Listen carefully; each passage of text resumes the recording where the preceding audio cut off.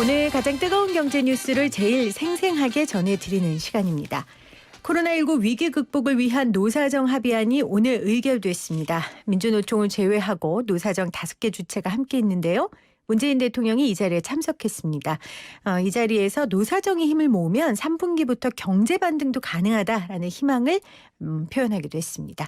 사회적 대화기구죠. 경제사회 노동위원회 문성현 위원장과 관련 이야기 나눠볼게요. 위원장님 어서 오세요. 예, 반갑습니다. 지금 행사 마치시고 오는 거예요? 예, 그렇습니다. 네. 대통령이 경산호위 방문한 거 처음이라고 하던데요. 맞나요? 예, 그렇습니다. 그만큼 이번 합의안에 대통령의 기대가 굉장히 컸던 것 같습니다. 이번 합의안뿐만이 아니고 대통령께서 이제 여러 가지 경제 문제라든지 사회 문제들 또 노사관계 문제에 대해서는 이해관계 당사자들 모여서 그 서로 이해를 조율하고 가능하면 이제 합의까지 이루면 좋겠다 하는 생각을 평소에 아주 강하게 갖고 계셨기 때문에 네. 아마 그동안 이제 저희들이 11월 22일 날 3년 됐거든요.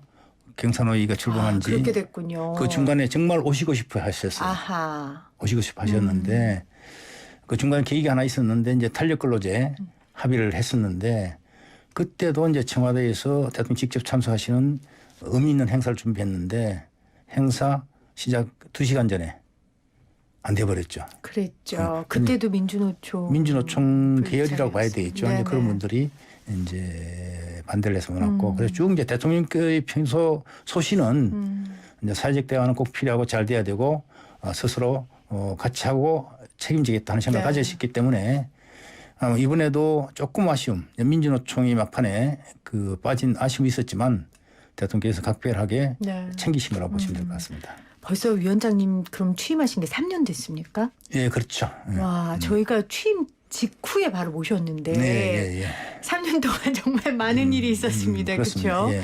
특히 이 노동시장의 변화가 굉장히 많았고 민주노총 얘기 우리가 여러 번 했지만 또 위원장님한테는 특히 아픈 부분이기도 할 것 같은데 좀 여러 어려움들이 있었습니다. 일단 노사정 합의안이 의결된 거에 대한 경산호위 위원장의 소회가 좀 궁금합니다.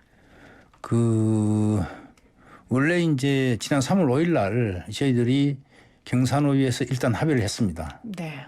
이 위기를 극복하기 위해서 노사가 해야 될 역할 또 정부의 책임 이런 것들 합의했는데 그 중간에 이제 민주노총 김명환 위원장께서 우리도 위기에 대해서는 책임을 다하겠다. 노동자로서. 예, 자기 의지를 특별히 보이셨고 특히 소외된 계층 노동자들을 위해서 이번에 꼭 좀 해야 되겠다. 그런 이야기를 이제 전달해서 제 입장에서는 그렇다면 뭐 한번 해봐야 되는 것 아니냐 해서 주변에서 많이 만류하셨어요. 그 민주노총 못 믿는다. 하지 마라. 그러나 저는 워낙 이제 김명환 위원장께서 진지하게 말씀을 하셔서 한번 해볼 필요가 있겠다 해서 이제 대통령께 말씀드렸고 또 주변 분들에게 말씀드렸는데 다들 처음에는 주저주저 하셨어요. 네. 그래서 저는 다시 한번 제가 민주노총 김명환 위원장께 확실히 할 거냐? 분명하냐? 확실히 분명히 한다라고 이제 전달해 줬기 때문에 제가 오히려 주변 분들에게 이제 말씀드려가지고 해서 이제 총리께서 하셨죠. 근데 이제 이런 과정에 대해서 누가 가장 이제 책임을 져야 되냐 하면 접니다. 이런 과정에 대해서 결과적으로 민주노총이 약속을 못 지킨 것에 대해서 보면 그런 점에서는 대단히 안타깝고 국민들께 죄송하다는 말씀을 드려야 되지만 오히려 오늘 대통령께서 와서 힘을 실어 주셨기 때문에 뭐 지나간 건 지나간 거고 앞으로 정말 책임지고 잘해야 되겠다 하는 생각이 있습니다. 사실 민주노총 김명환 위원장은 이를 책임지겠다고 하고 사퇴까지 했습니다. 저는 그만큼 김명환 위원장의 의지는 강력했다고 보고요. 그 의지가 강력했기 때문에 또 우리 위원장과 함께 손을 잡고 두 위원장이 나아가신 건데 결국 민주노총이 이 안을 받아들이지 않은 이유가 뭐라고 생각하십니까? 저는 절실함이라고 생각돼요. 절실함. 예. 보면 이번에 거기 이제 산별 노조들 중에서 보건의료노조나 또 그 사무금융노조 그리고 언론노조 이런 쪽 아주 적극적으로 이번에 해야 된다고 생각했어요. 그런 부분들은 언론, 보건의료, 사무금융, 재금융권은 이제 정부와의 관계가 대단히 중요하죠. 그렇기 때문에 정부와의 관계를 맺어야 되는 절박함들이 있기 때문에 이번 접근 났었는데 그러니까 사회적 대화가 중요한 분들이라고 있죠. 그래서 자기들 문제 그리고 이제 공공 쪽에 공공 쪽에 있는 다수 노조들도 이번에 열심히 해야 된다 생각됐어요. 그런데 이번에 보니까 공공 쪽에 이제 비정규직을 중심으로 한 조직이나 제조업 쪽 네. 노조들은 이번에 반대를 했어요. 그런데 그걸 보면 왜 이제 그들이 그랬을까? 금속 같은 경우에 굳이 정부하고의 대화가 필요 없다. 제조업들의 경우에 그런 것들이 좀 주요하게 작용하지 않았는가. 저는 그렇게 우선 보고 또 다른 측면에서 하나 보면 이제 쭉 그 민주노총이 처음부터 이제 투쟁 조직으로 출발하다 보니까 여전히 DNA가 강력한 투쟁인 분들 네. 사직 대화 필요 없다. 투쟁으로 돌파하자. 네, 그런 분들이 있는 것도 사실이고. 네, 알겠습니다. 그렇죠. 근데 위원장님 아까 절신함이라고 하셨는데 사실 제조업이나 제조업에 종사하시는 노동자들이 코로나19로 인해서 거의 직격탄을 맞은 분들이고 이번 노사정 합의안은 코로나19를 극복하기 위한 합의안인데 그분들이 절실하지 않았을까요? 그러니까 이제 그런 거죠. 그러니까 지금 자동차라든지 네. 조선이라든지 철강이라든지 지금 현재 이제 코로나로 인해서 벌써 특히 제조업의 경우는 15% 20%까지 이제 가동률이 떨어져 있거든요. 그러게요. 근데 왜 그럴까? 이분들이 조직돼 있긴 하지만 여전히 이분들은 많은 부분들을 그 밑에 있는 하청 노동자들이라든지 비정규직 노동자들에게 부담을 여전히 증가시키고 있다.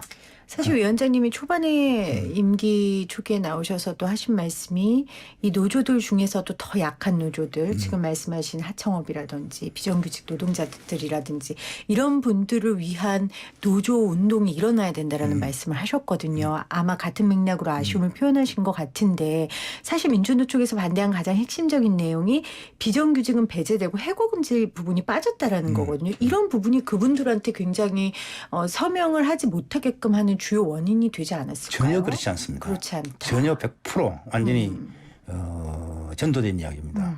가장 중점을 준 거는 소외된 계층 노동자들을 위한 고용 안전망 확대. 그러니까 이제 전 국민 고용 보험으로 나가기 위한 그 조치가 중심적으로 이야기됐기 때문에 그분들에 대한 그 배려가 없다. 이건 맞지 않는 이야기고. 그리고 해고 금지라고 하는 거는 그거는 꿈에 있는 이야기예요. 있을 수 없는 이야기지 않습니까? 그러니까 그런 건 선언적으로 할 수 있지만 현실에서는 있을 수가 없는 걸 가지고 이제 한다는 것은 안 맞는데 이제 그 해고 금지를 넣으려면 또 이제 사회적 대학이기 때문에 우리가 금지를 선언한다고 되는 것이 아니라 그걸 받아줄 실제로 실행을 할 사용자나 정부가 어떻게 하느냐 문제지 않습니까? 네. 근데 그들의 경우는 그걸 받을 수 없는 거죠. 그래서 막판에 해고 금지상을 넣으려면 좋다. 임금 동결을 넣자. 근데 이제 과연 저는 해고 금지가 들어가야 된다고 생각하시는 노동자들의 경우에 과연 임금 동결이라고 하는 선을 넣을 수 있냐. 저는 이런 것들을 종합적으로 고려하면서 판단을 했어야지. 네. 그러지 않고 그렇게 선언적으로 말씀하시는 것은 대단히 현실에 대해서 제대로 인식하고 있지 않다. 아니면 애써 현실로부터 멀어져 있다. 저는 그렇게 봅니다. 또 하나의 문제로 지적하셨던 게 강력한 투쟁 노선이 아직도 유지되고 있다. 근데 사실 강력한 투쟁이라는 게 절실한 사람이 하는 거고 사회적 합의가 이루어지지 않았을 때 선택할 수 있는 노동자들이 이것 말고는 할 수가 없는 상황일 때 하는 건데 그렇다면 민주노총이 제일 노총으로서 어떤 사회적 책임을 좀 더 해야 된다고 생각하세요? 또 노동운동에 대부시기도 하시니까. 그러니까 이제 초기에는 노동조합이 탄압을 받고 억압을 받을 때는 하고 싶지 않아도 투쟁으로 갈 수밖에 없는 이제 상황이라고 봐요. 선택지가 없었으니까. 제가 해왔던 시대가 그런 네. 거였죠. 근데 이제 30년이 지나고 이렇게 되면 가장 큰 문제가 뭐냐면 노조라도 할 수 있는 노동자들은 먹고 살 만큼의 성과를 축적했다. 근데 문제는 노조도 할 수 없는 노동자들 또 노조를 하더라도 취약한 상태에서 일을 할 수밖에 없는 그런 노동자들의 경우에 어떻게 할 거냐 문제가 남는 것이지. 근데 과연 그분들이 안정적 직장을 갖고 있는 정규직 노동자들처럼 투쟁할 수 있냐? 안정적 투쟁할 수 있냐? 그럴 수 없죠. 어렵다는 거죠. 어렵죠. 그렇게 보면 그 부분은 그야말로 사회적 틀을 통해서 해결되는 거거든요. 그럼 사회적 틀이라는 것은 노와 사와 정부가 같이 모여서 네. 노만이 투쟁으로도 안 되는 것, 사용자들도 지급 능력이 모자라서 안 되는 것, 이런 부분들에 대한 그 종합적인 그 망은 노사정 틀, 사회적 대화 틀 말고는 해답이 없다. 근데 그런 것에 대해서 애써 투쟁으로 강조한다고 하는 것은 이미 투쟁을 할 만한 조건 그리고 그동안 투쟁을 통해서 성과를 얻은 노동자들의 관성적 주장밖에 안 된다 저는 생각합니다. 사실 코로나19로 우리의 모든 패러다임이 바뀌었는데 이제 노동운동과 노동투쟁도 패러다임이 바뀌어야 되는 시점이다. 그런 말씀을 위원장께서 하셨습니다. 자, 우리 합의안 얘기 조금 더 해야죠. 굉장히 많은 내용들이 들어가 있어요. 여기에서 우리 위원장님이 정말 내가 이건 자랑하고 싶다. 이거 너무 좋은 내용이다 하는 거 어떤 거 있으세요? 그 합의가 제일 하기 어려웠던 게 상병수당의 문제예요. 이번 코로나19로 해서 많은 분들이 직업과 일과 관계없이 바이러스로 인해서 병을 얻지 않습니까? 네. 그렇게 되면 이런 경우에는 좀 쉴 수 있어야 돼요. 쉴 수 있어야 되나. 그렇고 이제 바이러스 말고 다른 이유로 인해서 몸이 아팠다. 그러니까 산재와 연관된 그런 병이 아니다 하더라도 노동자들 경우에 이후의 일을 위해서라도 지금 몸이 아프면 쉴 수 있어야 된다. 그게 이제 상병수당이거든요.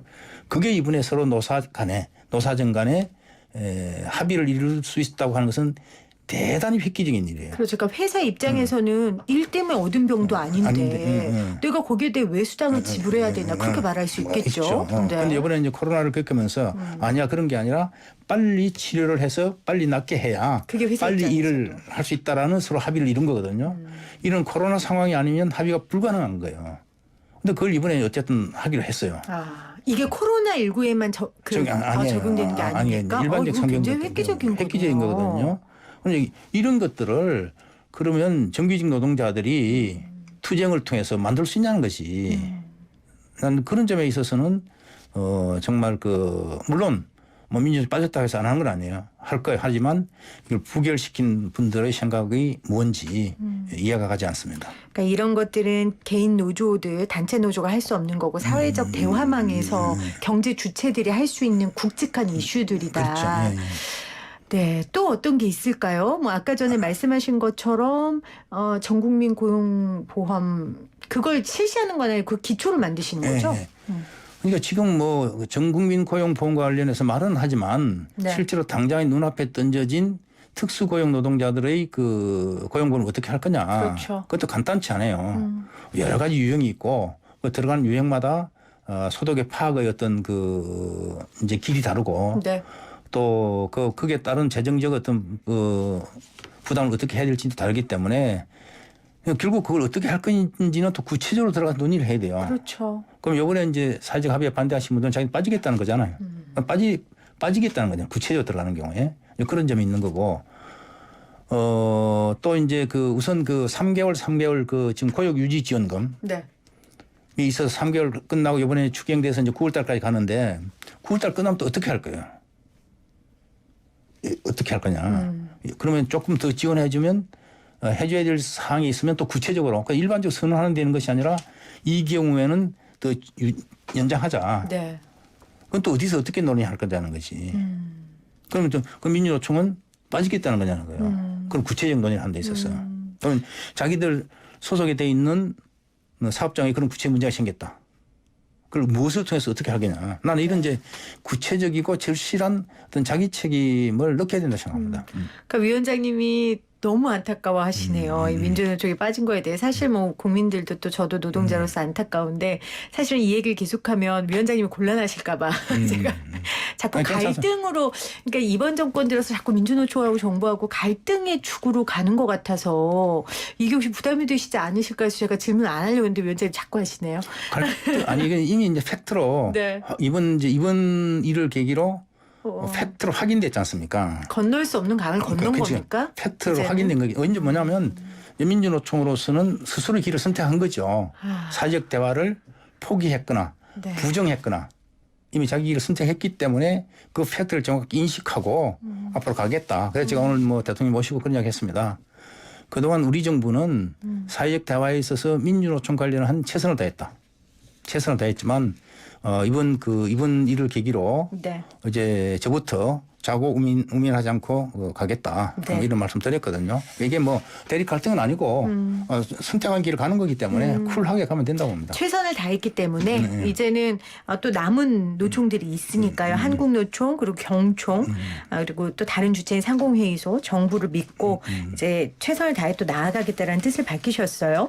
위원장께서 밝히신 뜻 중에 하나가 하나도 놓치지 않고 내가 다 하겠다 하셨어요. 근데 내용이 워낙 방대해서 그리고 각 부처끼리의 조율이 굉장히 필요한 부분들이 많아요. 이거 가능한 약속이십니까? 근데 그 하나하나가 그 해당되는 그 부처들이. 노동자나 네네. 또 해당되는 기업인들로 봐서는 뭐 다 중요한 것이기 때문에 절실하죠. 그 해당되는 분들에게는 그걸 놓칠 수가 없어요. 그래서 뭐 제가 한 글자 한 자라도 놓치지 않고 챙겨보겠다 말씀드린 거는 그게 해당되는 분들에게는 절실하기 그렇죠. 때문에. 그럼 첫 번째 스텝은 어떤 거 먼저 하시는 거예요? 지금 현재 이제 가장 먼저 제기된 게 이제 특수고용 노동자. 이것도 이제 표현도 이 노동에서는 전 노동이기 때문에 그렇게 표현하는데 사용자들은 특수형태 근로종사자로 표현해. 이것도 서로 달라요.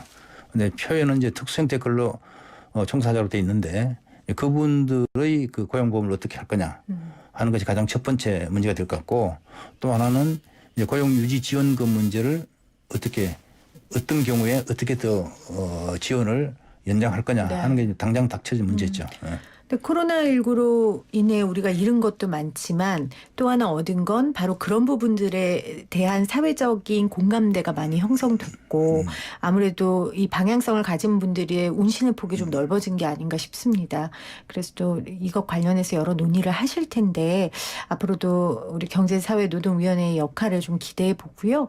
최저임금 이야기를 좀 안 할 수가 없어서요, 위원장님. 8,720원입니다. 일단 이 금액에 대해서 위원장께서 어떻게 생각하십니까? 좀 전에 근데 지금 이제 그 이번 노사정 합의 저는 이것이 앞으로 K 노사 관계, K 방역이 아니라 K 노사 관계로 가는 디딤돌이고 출발점이다 생각해요. 왜냐하면 네.